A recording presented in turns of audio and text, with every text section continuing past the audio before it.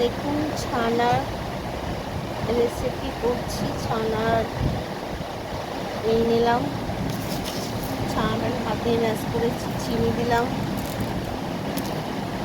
দেওয়ার পরে এবার আমি নুন দেবো, 1 চামচ নুন দিয়ে কড়ার মধ্যে তেল দেবো, সাদা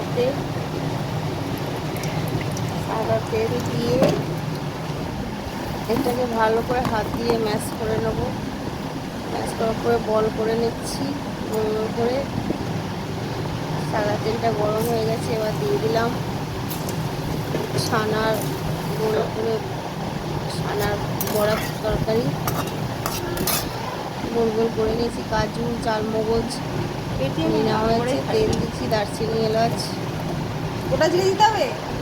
দেওয়ার পরে গোটা জিরে দিয়ে দিলাম অল্প করে।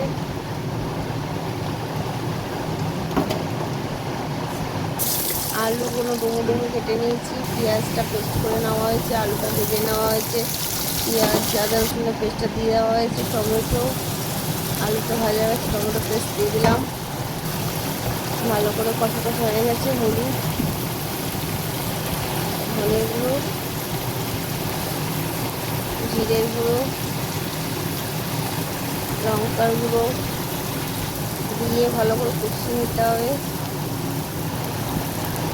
1 চামচ নুন, আবার দিয়ে দিলাম কাজু পেস্টটা দিয়ে দিলাম। দেওয়ার পরে ছানার বড়াগুলো দিয়ে দেবো, দিয়ে দিলাম। হয়ে গেল আমার ছানার তরকারি রেডি। ভালো লাগলে লাইক শেয়ার সাবস্ক্রাইব করে দেবেন।